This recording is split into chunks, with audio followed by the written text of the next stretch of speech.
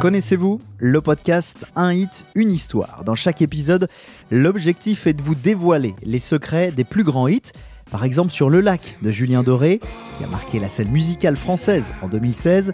Sachez que ce titre, empreint de nature, d'amour et de mystère, a réservé quelques surprises lors de la sortie de son clip. Pour tout connaître et découvrir les coulisses de vos chansons préférées, je vous donne rendez-vous dans Un hit, une histoire sur votre plateforme d'écoute. À très vite. Bienvenue sur la chaîne Edera. Nous vous proposons des lectures de contes, mythes et légendes anciennes. Je vais vous conter aujourd'hui le mythe véritable d'Écho et de Narcisse. Le passage choisi est extrait de l'ouvrage Les Métamorphoses d'Ovide. Alors éteignez les lumières, installez-vous confortablement et laissez-nous vous emporter dans cet univers.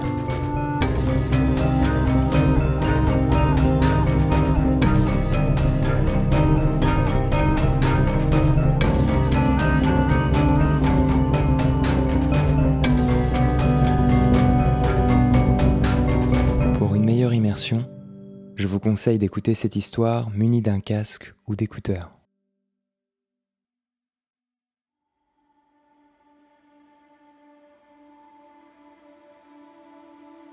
Tirésias, devin devenu très prisé en Aonie, fit à propos de Narcisse, né de la nymphe Lyriopée et du Zéphise, une prédiction restée longtemps mystérieuse.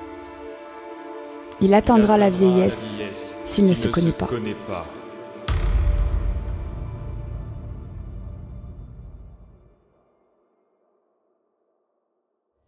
Tirésias, très réputé à travers les villes d'Aonie, faisait à ceux qui le consultaient des réponses infaillibles. La première à éprouver la fiabilité de sa parole fut Lyriopée l'Azurienne, qu'un jour Zéphise avait enlacée dans un méandre, emprisonnée dans ses eaux, puis violée. Très jolie, la nymphe devenue grosse avait mis au monde un enfant qui déjà à ce moment pouvait inspirer l'amour. Et elle l'appela Narcisse. Consulté pour savoir si cet enfant connaîtrait les temps lointains d'une vieillesse épanouie, le devin prophète déclara « S'il ne se connaît pas ». Longtemps, la parole de l'augure parut infondée. L'issue de l'histoire, le genre de la mort et l'étrange folie de Narcisse prouvent sa véracité. En effet, à ses 15 ans, le fils du Zéphise avait ajouté une année et pouvait passer pour un enfant ou pour un jeune homme. Nombre de jeunes garçons, nombre de filles le désiraient.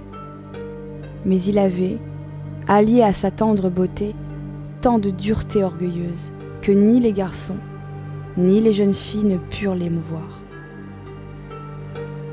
Un jour qu'il poussait vers ses filets des cerfs apeurés, une nymphe à la voix sonore l'aperçoit. Devant un interlocuteur, elle ne sait ni se taire, ni parler la première. C'est Écho, la résonante. Jusqu'alors, Écho était un corps, non une simple voix. Et pourtant, cette bavarde ne se servait pas autrement de sa bouche que maintenant. Elle ne pouvait que répéter les tout derniers mots d'une longue phrase. C'était là l'œuvre de Junon. En effet, comme souvent dans la montagne, Junon risquait de surprendre des nymphes couchées avec son Jupiter. Écho, avec sagacité, retenait la déesse par un long entretien, pour permettre aux nymphes de fuir. La Saturnienne s'en aperçut et dit « Sur ta langue qui m'a abusé, tu auras seulement un pouvoir réduit à un usage très limité de ta voix. » Elle exécute ses menaces. Toutefois, la nymphe répète les sons qui terminent une phrase et reproduit les mots qu'elle a entendus. Or, donc, dès qu'elle vit Narcisse errant dans des terrains vagues, elle brûla d'amour pour lui et se mit à le suivre à la dérobée. Et plus elle le suit, plus elle brûle en approchant la flamme.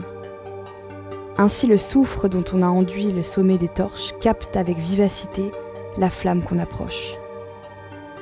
Que de fois elle a voulu t'aborder avec des mots caressants et t'adresser des tendres prières. Sa nature s'y refuse, ne lui permet pas de commencer.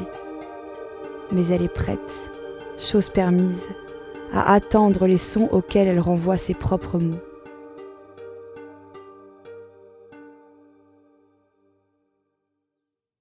Un jour, le jeune homme séparé de ses fidèles compagnons avait dit « Il y a quelqu'un ?»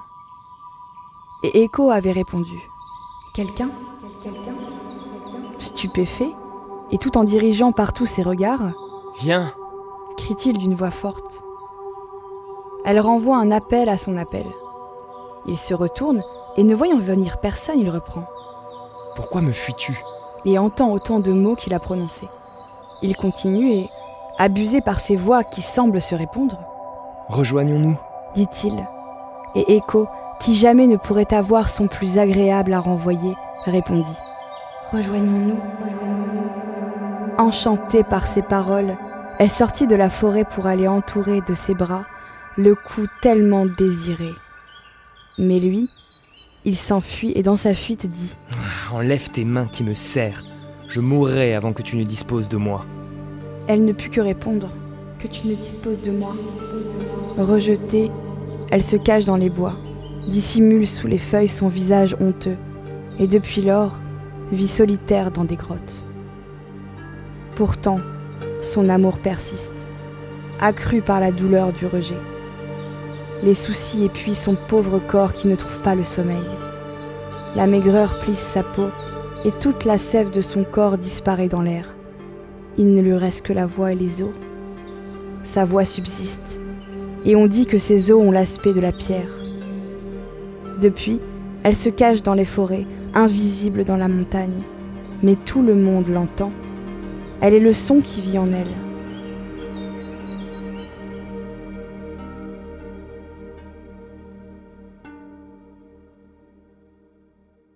Ainsi Narcisse était-il joué d'écho, et d'autres nymphes issues des eaux ou des montagnes, de même que de groupes de garçons. Un jour l'un d'eux, qu'il avait dédaigné, levant les mains vers le ciel, « Puisse-t-il tomber amoureux lui-même et ne pas posséder l'être aimé ?» avait-il dit. La déesse de Rhamnonte approuva cette juste prière. Il existait une source limpide, aux ondes brillantes et argentées. Ni berger ni chèvre paissaient dans les montagnes. Ni autre troupeau ne l'avait touché. Nul oiseau, nulle bête sauvage, nul rameau mort ne l'avait troublé. Elle était entourée d'un gazon nourri de l'eau toute proche. Et cet endroit, la forêt ne laisserait aucun soleil l'échauffer. Ici, l'enfant, épuisé par une chasse animée sous la chaleur, se laisse tomber, séduit par l'aspect du site et par la source. Et tandis qu'il désire apaiser sa soif, une autre soif grandit en lui. En buvant, il est saisi par l'image de la beauté qu'il aperçoit. Il aime un espoir sans corps, prend pour corps une ombre. Il est ébloui par sa propre personne, et visage immobile, reste cloué sur place, telle une statue en marbre de Paros.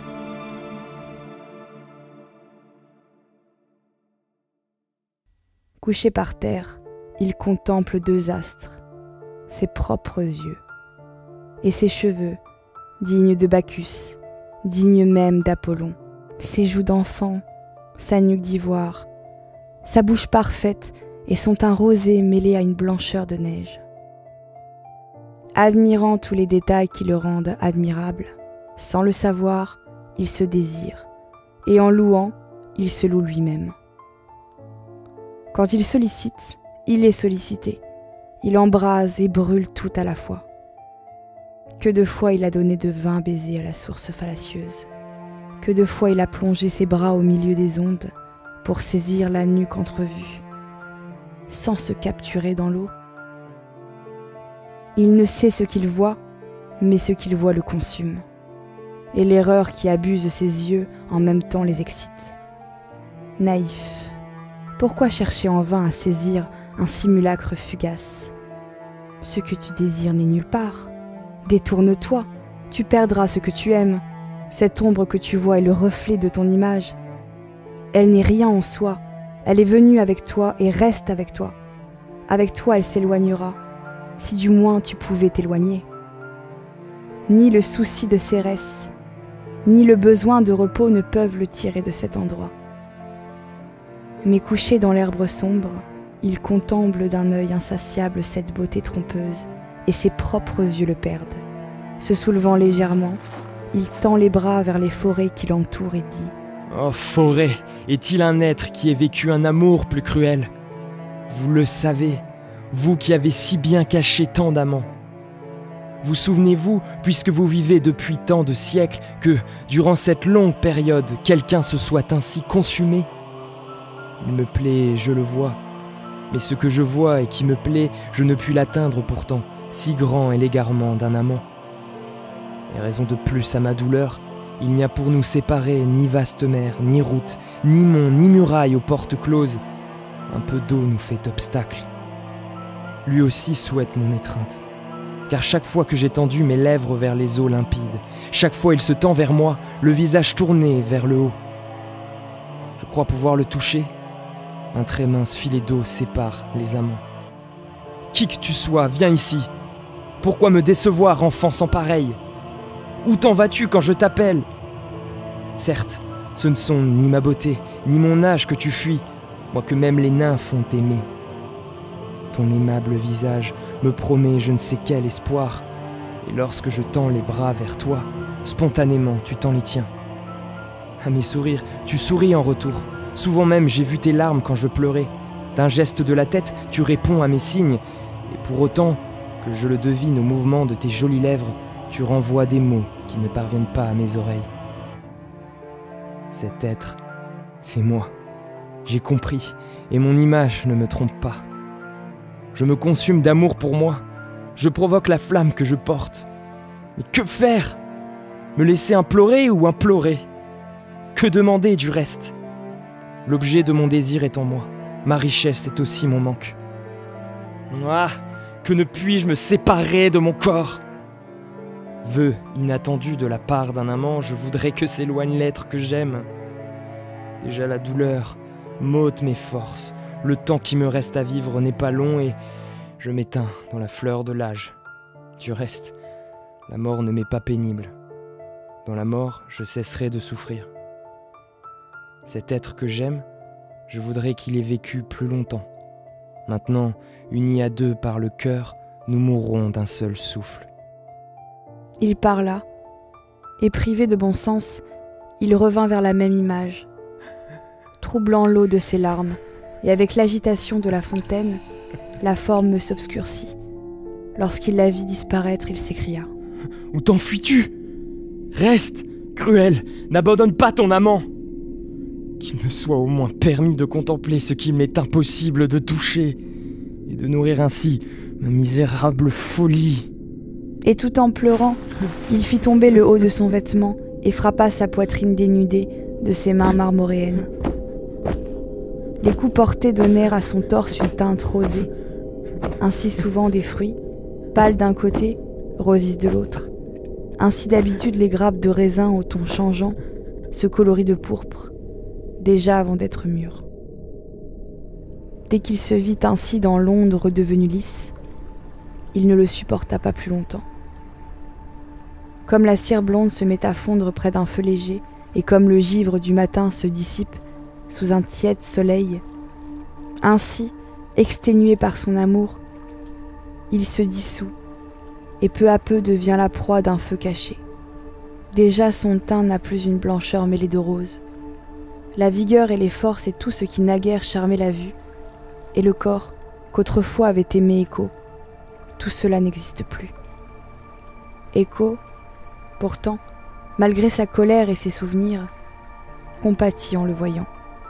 Et à chaque fois que le pauvre enfant disait « Hélas », elle répercutait ses paroles en répétant « Hélas ». Et lorsque de ses mains, il s'était frappé les bras, elle aussi renvoyait le même bruit de coups. L'ultime parole de Narcisse regardant toujours vers l'onde fut « Hélas, enfant que j'ai aimé en vain ». Et les alentours envoyèrent autant de mots. Et quand il dit « Adieu », Écho aussi le répéta. Il laissa tomber sa tête fatiguée dans l'herbe verte. La mort ferma les yeux qui admiraient encore la beauté de leur maître. Même après son accueil en la demeure infernale, il se contemplait dans l'eau du Styx. Ses sœurs, les naïades, se lamentèrent et déposèrent sur leurs frères leurs cheveux coupés. Les dryades pleurèrent.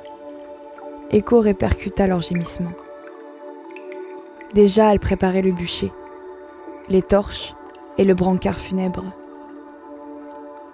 Le corps ne se trouvait nulle part. Au lieu d'un corps, elle trouve une fleur au cœur couleur de safran, entourée de pétales blancs.